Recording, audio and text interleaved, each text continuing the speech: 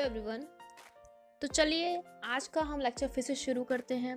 जैसा हम जानते हैं हमने फुल जी के सीरीज एडीपी के लिए और दूसरे एग्जाम्स के लिए शुरू की है और अभी जो टॉपिक चल रहा है वो है रोबोटिक्स।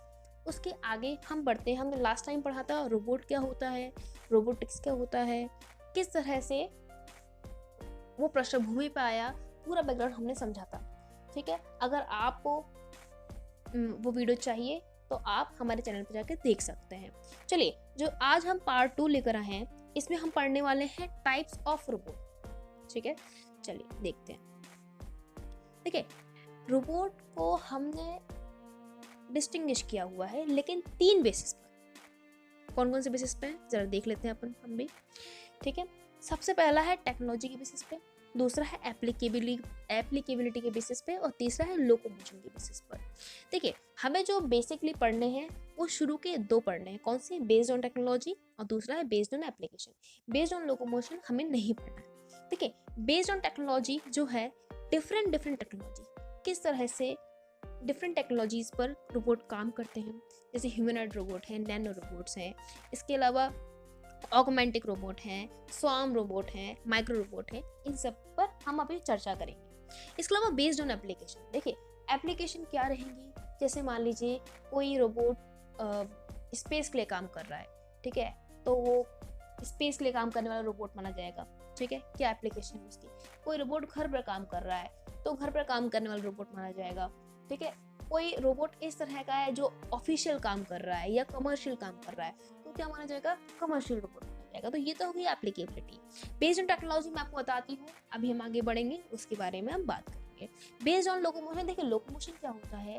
लोकोमोशन एक टेंडेंसी होती है एक जगह से दूसरी जगह जाने की, मतलब मूव करने की। ठीक है, तो इस पे हमें नहीं पढ़ना है। जो हमें पढ़ना है based on technology and based on application पढ़ना है। चलिए आइए देखते हैं। बेस्ड ऑन टेक्नोलॉजी हम यहाँ पढ़ने वाले हैं 9 तरह के रोबोट। सबसे पहला है ह्यूमनॉइड रोबोट। मैं आपको साथ में एक्सप्लेन करती चलती हूँ। आप एक पेन और एक पेपर लेके बैठे जिससे कि आप इसको नोट कर पाए। देखिए, ह्यूमनॉइड रोबोट क्या होता है? ऐसा रोबोट जिसकी शारीरिक संरचना मानव जैसी हो। जैसे 2016 में एक सबसे ज्यादा इंटेलिजेंट रोबोट आई थी, उसका नाम है सोफिया। ठीक है, ठीक है, और सोफिया को एक देश ने सिटीजनशिप दी है। आप मुझे कमेंट बॉक्स में कमेंट करके बताएं किस देश ने सोफिया रोबोट जो है उसे सिटीजनशिप दी है। आप लोग मुझे कमेंट करके बताएं। नैनो रोबोट जो है बहुत ही इम्पोर्टेंट है और ये समझ लीजिए ये अजूबा है। असल में नैनो रोबोट का जो बेसिक काम है ये काम है मेडिकल साइंस में। ठीक है, इस रोबोट का जो साइज है 0.1 से लेके 10 माइक्रोमीटर तक को सोचिए आप कितना छोटा होगा और ये बॉडी में आसानी से चला जाएगा। ठीक है, और ये समझ लीजिए मेडिकल साइंस के लिए बहुत बड़ा अजूबा होगा अगर ये हो जाता है तो। ठीक है, और फ्यूचर में ये जो कई सारी बीमारी है उनको डिटेक्ट करने में, कई ऐसे माइनर ऑपरेशन करने में जो नॉर्मल ह्यूमन नहीं कर सकता उसमें बहुत ही हेल्पफुल होगा। ऑगमेंटिंग रोबोट क्या होते हैं? ये अंग प्रत्यारोपण में काम आते हैं। ठीक है, अब आता है टेली ऑपरेटेड रोबोट।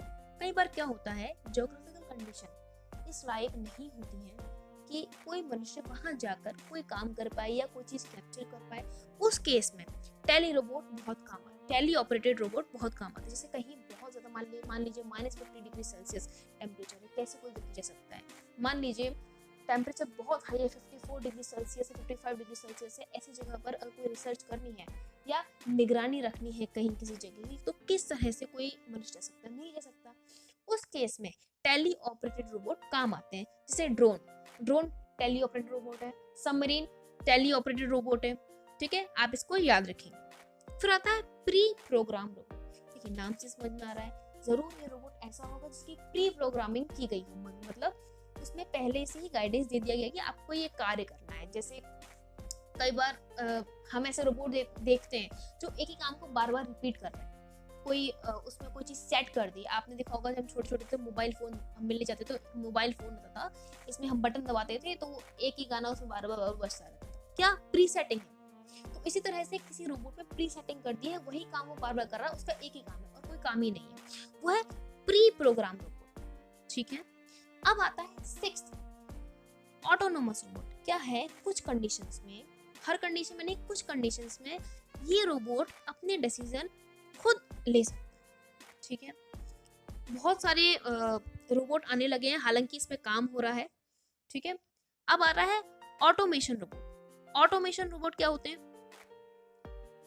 ऐसे होते हैं जो औद्योगिक क्षेत्र में काम करते हैं। कई सारे ऐसे रोबोट हैं जो औद्योगिक क्षेत्र में काम करते हैं। औद्योगिक क्षेत्र में उनको एक विशेष कार्य दिया गया है और उसी पर वो काम करते हैं। एक तरीके से कमर्शियल रोबोट होते हैं, ये याद रखेंगे आप लोग। स्वार्म रोबोट क्या होते हैं? जब बहुत सारे रोबोट एक साथ मिलकर कोई काम करते हैं, वो होते हैं स्वार्म रोबोट। ठीक है, एक रोबोट का झुंड वो मिलकर कोई काम करते हैं, वो होते हैं स्वार्म रोबोट। जैसे हम कई फैक्ट्रीज में जाते हैं, कई सारी मशीनें लगी है लाइन वाइज, किसी का काम कुछ और है, किसी का काम कुछ और है, किसी का काम कुछ और है। आइसक्रीम की फैक्ट्री जा रहे हैं या फिर बिस्किट की फैक्ट्री में जा रहे हैं, या कोई भी किसी भी फैक्ट्री में जा रहे हैं, चाहे फूड पैकेजिंग की हो, चाहे टेक्सटाइल फैक्ट्री हो, हर मशीन का अपना अपना काम है।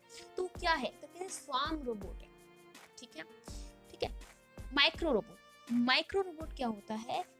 जिनकी जो साइज होगा 1 mm से कम होगा, वो होंगे माइक्रो। मुझे उम्मीद है आपको सारे रोबोट समझ में आ गए होंगे। एक बार मैं रिपीट कर देती हूँ। देखिए, ह्यूमनॉइड रोबोट वो होते हैं जिनकी संरचना जो होती है मानव शरीर जैसी होती है। ठीक है, नैनो रोबोट कौन होते हैं? नैनो रोबोट जो है अभी बने नहीं है, इन पे काम चल रहा है और मेडिकल साइंस की सबसे बड़ी उपलब्धि होगी अगर ये बन गया तो। इनकी जो साइज रहेंगे वो 0.1 to 10 माइक्रोमीटर तक रहेंगे। ठीक है, 3D प्रिंटिंग इसका एक अच्छा उदाहरण है। मेडिकल साइंस के लिए ये बहुत इंपॉर्टेंट है। ऑगमेंटिंग रोबोट, ऑगमेंटिंग रोबोट क्या है? कि अंग प्रत्यारोपण में कार्य करने वाले रोबोट है, ये उसमें काम आते हैं। फिर आता है tele operated robot. Tele operate क्या होते हैं? जब geographical condition according to human ना हो, या फिर ऐसी कंडीशन हो जहाँ कोई हम जा नहीं सकते, हम रिसर्च नहीं कर सकते, हम नजर नहीं रख सकते, उस केस में टेली ऑपरेटेड रोबोट का काम लिया जाता है, जैसे सबमरीन है ना। अब आते हैं प्री प्रोग्राम रोबोट। मैंने आपको बताया ऑलरेडी, उसमें प्रोग्राम फिक्स कर दिया था, उसको सिर्फ वही काम करना होता है पूरे दिन, सदैव उसे वही काम करने के लिए कहा जाता है, उसमें वो अपना दिमाग नहीं लगाता। ऑटोनोमस रोबोट, ऑटोनोमस रोबोट क्या होता है? कुछ कंडीशन कभी कभी ऐसी होती है कि उसमें वो अपने स्वयं से कार्य कर सकता है, वो होते हैं ऑटोनोमस रोबोट। ऑटोमेशन क्या होता है? ऑटोमेशन एक तरीके से ऐसा रोबोट होता है जिसे कमर्शियल फील्ड में काम दिया जाता है और उसका भी एक पर्टिकुलर कार्य होता है। वो अपनी तरफ से कुछ नहीं करता है, जो आपने उसमें फीड कर दिया, ठीक है, वही काम करेगा। स्वार्म रोबोट क्या होता है? मैंने अभी आपको एग्जांपल दिया, एक फैक्ट्री है, उसमें बहुत सारी मशीनें लगी हुई हैं, सभी अपना झुंड बना के काम कर रहे हैं, है ना, सबका अपना अपना काम है, लेकिन एक का काम दूसरे के बिना अधूरा है। तो स्वार्म रोबोट क्या? एक झुंड बना के कार्य कर रहे हैं, उसे कहते हैं स्वार्म रोबोट। अब आता है माइक्रो रोबोट। माइक्रो रोबोट क्या होती है? ऐसी रोबोट जिनकी जो साइज है वो 1 mm से कम हो, वो होते हैं माइक्रो। ठीक है, चलिए अब आते हैं एप्लीकेशन ऑफ रोबोट। ये तो हमने टाइप्स ऑफ रोबोट पढ़ लिया, लेकिन एप्लीकेशन ऑफ रोबोट क्या है, इन्हें भी देख लेते हैं। पहला है डिजास्टर मैनेजमेंट, दूसरा है स्पेस, तीसरा है डोमेस्टिक, चौथा है इंडस्ट्री, पांचवा है मेडिकल और छठवा है अदर्स। देखिए, डिजास्टर मैनेजमेंट, कई बार ऐसा होता है कि भूकंप आया और लोग दब गए। अगर हम उस मलबे को हटाएंगे या जहां भी वो दबे उसको हटाएंगे, तो एक ह्यूमन की टेंडेंसी बहुत कम रहेगी। लेकिन अगर एक रोबोट बना दिया जाए जिसकी टेंडेंसी ज्यादा है, ठीक है, तो डिजास्टर जो है उससे बचना या लोगों को जान बचाना और भी ज्यादा आसान हो जाएगा। ठीक है, और जैसे सुनामी आती है, ठीक है, तो लोगों को निकाल पाना मुश्किल होता है। ऐसी कंडीशन में अगर ऐसे रोबोट बना दिया जाए जो लोगों को आसानी से निकाल लें या उनकी टेंडेंसी ज्यादा हो, ठीक है, तो डिजास्टर मैनेजमेंट में बहुत अच्छा वो काम कर सकते हैं। दूसरा है स्पेस। स्पेस, इस पे काम हो रहा है, ऐसे रोबोट बनाए जा रहे हैं। जब एस्ट्रोनॉट्स स्पेस में जाएं तो ऐसे रोबोट बनाए जा रहे हैं जो उनकी मदद कर सके किसी ना किसी को। तीसरा है डोमेस्टिक। ठीक है, डोमेस्टिक में कई सारे आजकल ऐसे प्रोडक्ट आने लगे हैं जो डोमेस्टिक कार्य करते हैं। ठीक है, इंडिया में तो इतना चलन नहीं है उसका, लेकिन हम बाहर देशों में देखें, जापान में देखें तो वेटर्स है। ठीक है, अगर वही वेटर्स हम घर पे रख लेंगे तो डोमेस्टिक काम कर रहा है ना। आजकल वैक्यूम क्लीनर आने लगे हैं या दूसरी चीजें आने लगी हैं, वो क्या है? डोमेस्टिक रोबोट है। इंडस्ट्रीज, जैसे मैंने अभी आपको बताया ना, ऑटोमेशन रोबोट क्या कर रहा है? कमर्शियल कामों में कार्य कर रहा है ना। अभी तो मैंने आपको ये बताया, लास्ट वीडियो लेक्चर में आपको बताया था कि कमर्शियल कंपनी, बिल्कुल कमर्शियल रोबोट बनाने वाली कंपनी है, तो ऑब्वियसली कमर्शियल रोबोट भी होंगे, है ना। इंडस्ट्रीज में काम कौन करेगा, कमर्शियल रोबोट काम करेंगे। मेडिकल, मैंने अभी आपको बताया नैनो रोबोट के बारे में। अभी वो सक्सेसफुल नहीं हुआ है, उस पर काम चल रहा है, कब तक होगा कुछ नहीं पता, लेकिन अगर सक्सेसफुल हो जाता है नैनो रोबोट तो ये बहुत बड़ी उपलब्धियों के चमत्कार के बराबर होगा। इसके अलावा और भी दूसरे काम हो सकते हैं, ठीक है। चलिए, तो आज का वीडियो लेक्चर जो था वो यहीं तक था। मुझे उम्मीद है आपको पसंद आया होगा। अगर आपको हमारी क्लास अटेंड करनी है एडीपीओ के लिए या फिर एमपी सिविल जज के लिए, तो स्क्रीन पे दिए हुए नंबर पर कांटेक्ट करें, व्हाट्सएप करें, ठीक है। इसके अलावा अगर आपको वीडियो पसंद आई है तो लाइक करें, सब्सक्राइब करें, चैनल को शेयर करें, और अगर आप चाहें तो हमें इंस्टाग्राम पे लॉ स्कोप पेज पर फॉलो कर सकते हैं। Thank you so much for watching.